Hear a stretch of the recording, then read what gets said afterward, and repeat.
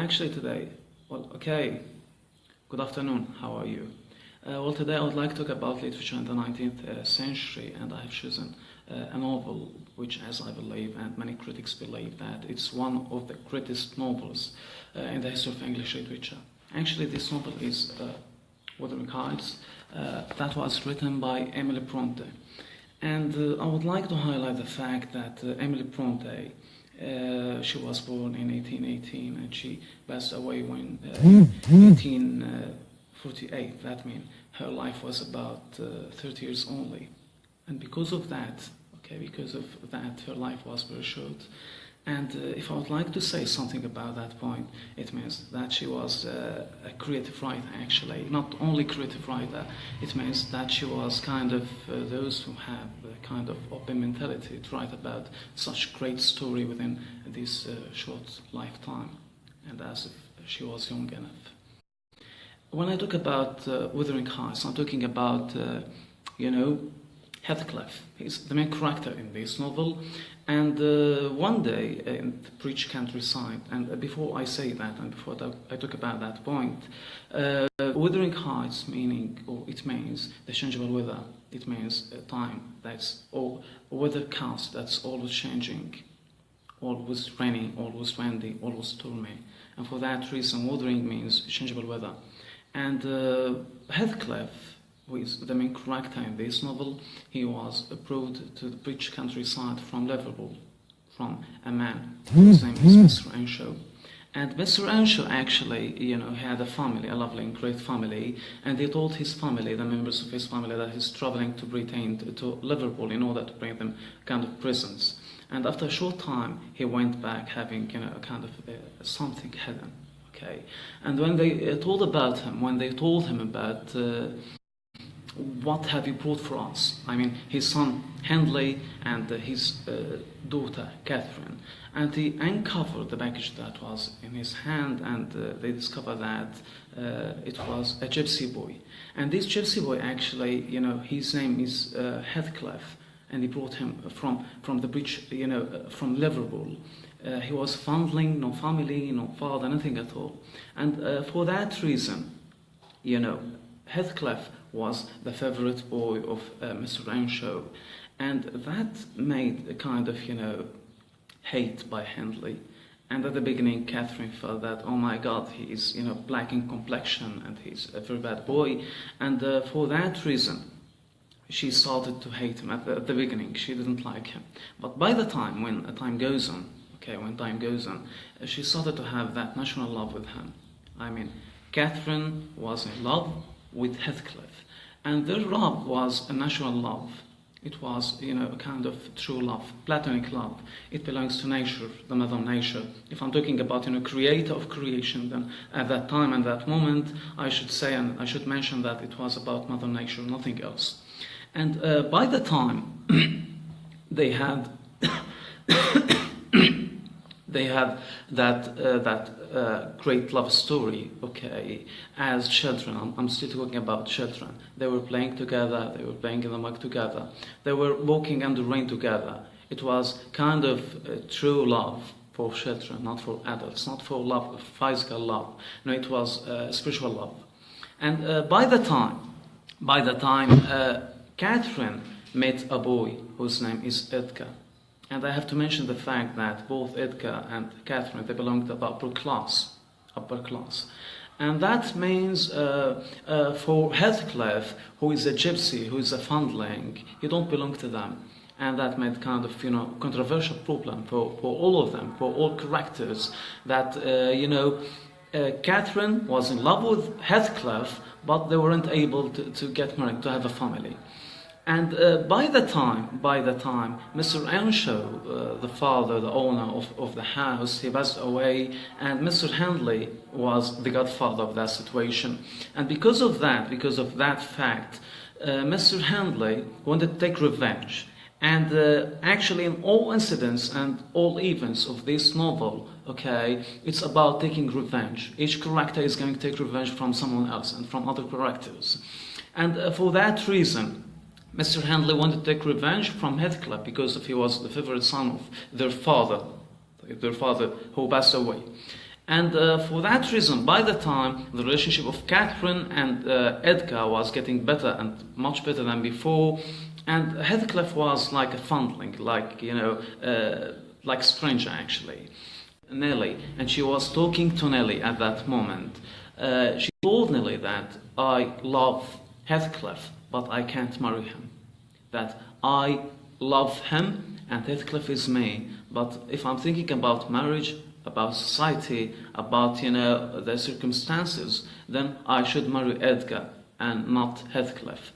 And when Nelly was telling her, Nelly the maid, when Nelly told her that, okay, is it about money? Is it about love? And she said, no, it's not about money. Let's read the same quotation of that moment. When Catherine said, and when Catherine told Nelly that, it's not, resorted she, it's the best. The others were satisfaction of my whims. And for Edgar's sake, to satisfy him, this is for the sake of one who comprehends in his person my feelings to Edgar and myself. I can't express it, but surely you and everyone have a notion that there is or should be an existence of yours beyond you. It means that, okay, it's not about body, it's not about physical love, it's about something higher and bigger than that. What were the use of my creation if I were entirely contained here? My great miseries in this world have been Heathcliff's miseries. And I watched and felt each from the beginning. My great thought in leaving is himself. If all perished and he remained, I should still continue to be, just like I don't care about anyone else. I have him and I don't care about anyone else. I need him and the rest of people are not important for me. And if all else remained and he annihilated the universe put to almighty stranger, I shouldn't seem about of it. My love for lantern is like the foliage in the woods. Time will change it. It's unstable love. I am aware as winter changes the trees. My love for Heathcliff resembles the eternal rocks beneath, a source of true visible delight. But necessarily, nearly, I am Heathcliff. He is always in my mind. Okay, we always, talk about this, this case, the same case with platonic love. When you talk about something or someone that is you, is yourself, then it's the highest levels of love. And she's saying that I'm Heathcliff, just to mention that I love him more than anything else. And this is extremely important, actually. Always in my mind, not as a pleasure any more than I'm always a pleasure to myself, but as my own being. He is herself. Okay, when I talk about Catherine, I have to mention something important, okay? Catherine is white in her complexion. She is an upper class lady, actually. And Heathcliff is black, and he's like of a foundling, a gypsy. For that reason, their love wasn't sexual love. It wasn't love for physics. It wasn't love for body. No, it was spiritual love. And Catherine was thinking of Heathcliff not as, a man who is going to satisfy her appetites. No, she was thinking about him as the man who is going to be my soulmate. And this is important, actually. She was talking to Nelly that, okay, I love Heathcliff, but I can't marry him. He is myself more than I am. He is my own life. He is everything I have, okay? But I can't marry him. Why? Because of circumstances, because of society, okay? For that reason, I love him truly, but I can't marry him.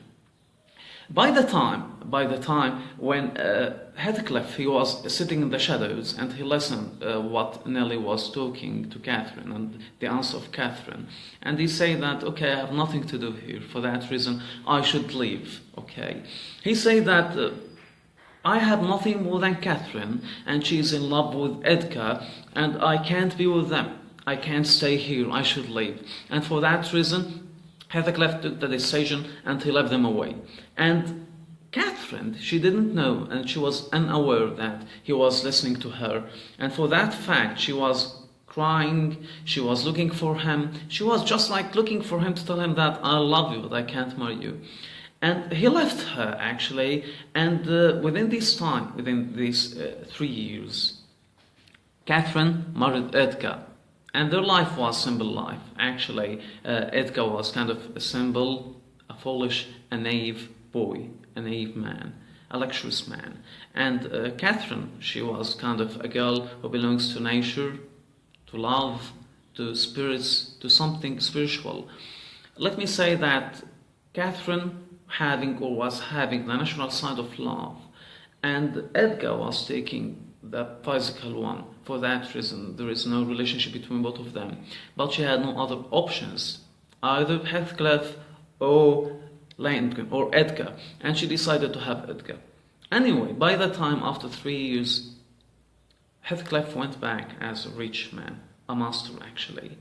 And it was strange actually. We readers and critics, we those who are reading what's happening with them, we might think, okay, what was happening with him? What was the situation? How he came back like rich man, like a gentleman actually. And at that moment, when Heathcliff went back, he went back for something, and only one thing actually, which is to take revenge from all of them, except for Catherine, of course, because she is his true love. And at that moment, Heathcliff went back to take revenge from all of them. Take revenge from Edgar, take revenge from Hindley, to take revenge from anyone in that situation. And he went to visit Catherine, whom she met him with, hug actually. And in this situation, I think that Catherine was married to Edgar, and it's supposed to be that she is loyal to her husband. But unfortunately, she wasn't like that. Catherine was married to Edgar, but in her heart, in the very depth of her heart, there was a name of Heathcliff. And she was truly in love with Heathcliff, not with Edgar. And for that reason, it was somehow strange that, okay, I'm looking at Catherine as a slut, or she was like acting like, prostitute. But when you look at her circumstances, can you justify what she did? Can you justify her feelings? Can you justify her love, her true feelings for him, her true actions towards him? Actually, we can't justify that because it's a very complicated situation. In the first hand, you might think that she made something wrong by marrying someone else, and on the other hand, we might think that, okay, she had no other options except to marry him. Anyway, Heathcliff went back for revenge, and the first one he wanted to take revenge from was Edgar. And for him, Edgar was the man who stole Catherine from him, who take Catherine from him.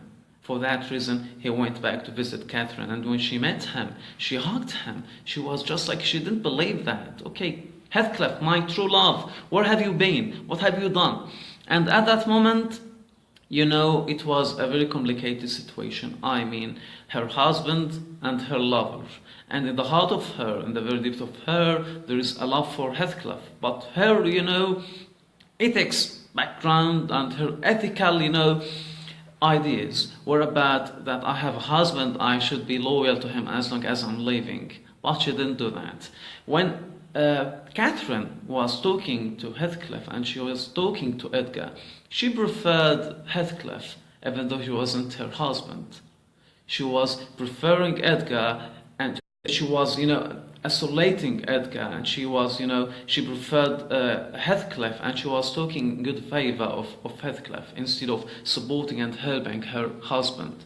And for that reason, actually, let me read something about, when Edgar met Heathcliff, he told him that, okay, you are no more welcome in my house. You are acting like someone who is going to steal my wife and destroy my life. For that reason, you are no more welcome to be with us. And at that moment, Heathcliff said, Cathy. And he's addressing her like his girlfriend, like his beloved, in front of her husband. And this is very humiliating, actually. He was saying, actually, Cathy, this lamb of yours threatens like a bull, like his lamb, and he's acting like a bull, like ox.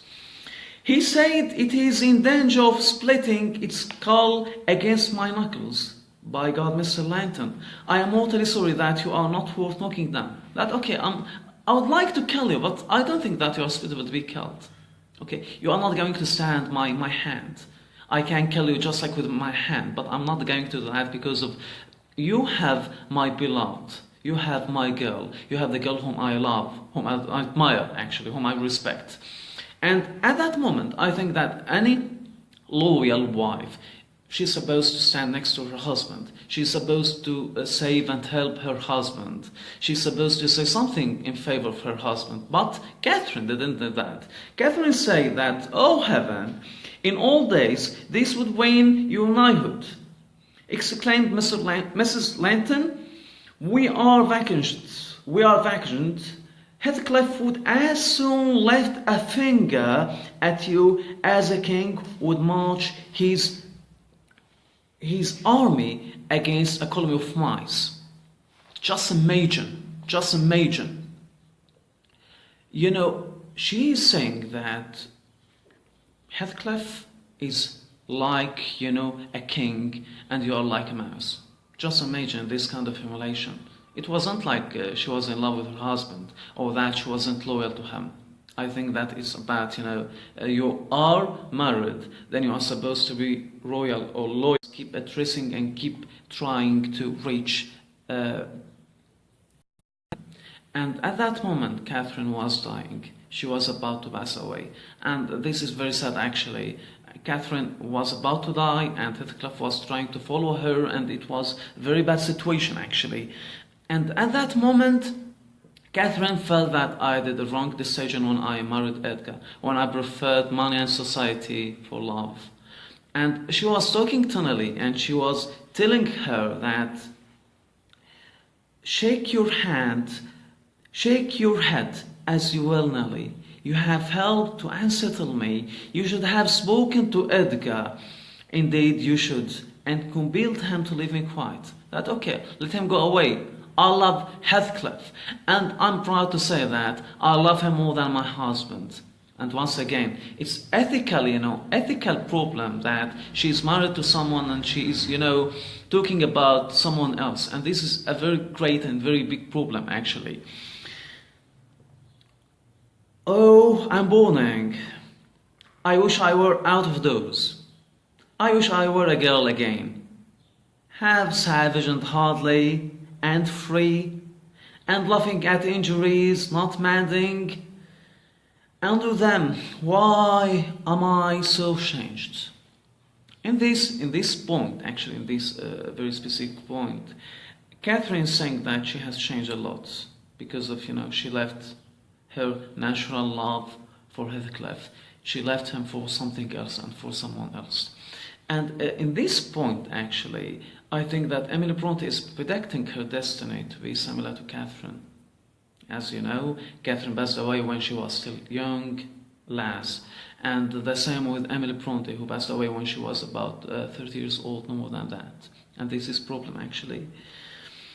Why does my blood rush into hell of tumult at a few words? I'm sure I should be myself when I once among the heather on those hills. Open the windows again wide, fasten it open. In this moment, actually, we are sure that Catherine, she was sure she is about to die. She is about to pass away. And this is very sad, actually. You know, she met Heathcliff for the last time. And he was talking to her for the last time. And he tried to kiss her for the last time. And he tried to hug her for the last time. And she was telling him at that moment that, please, my husband is coming. Please try to escape. Please go away. Don't let him kill you. And once again, we are thinking that, do you think that she's doing something good or bad? Is she acting like, you know, like a good or a bad girl? Time goes on, and Catherine, you know, she was about to die, and at that moment when Nelly was talking to Heathcliff about Edgar, he was talking about himself, that I have no pity, okay? I'm a man, I'm a harsh man, I don't have a pity, I'm ready to kill anyone, I'm ready to do whatever I want, okay? I have no pity, I have no pity. The more the worms breathe, the more I yearn to crush out their entrails. It is a moral thing, and I'm drained with great energy in preparation to the increase of pain.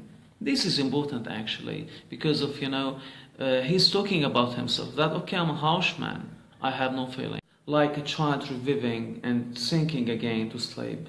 And 5 minutes after, I felt one little pulse at her heart and nothing more. And here Heathcliff is saying, and did she ever mention me? He asked, hesitating as if he dreaded the answer to his question would introduce details and that could be bare to her.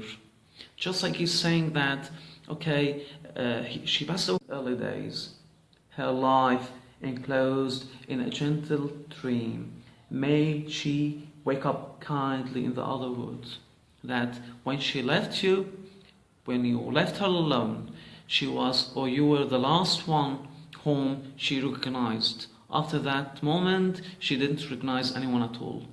And she said, may she rest in peace in the second world, in the second life.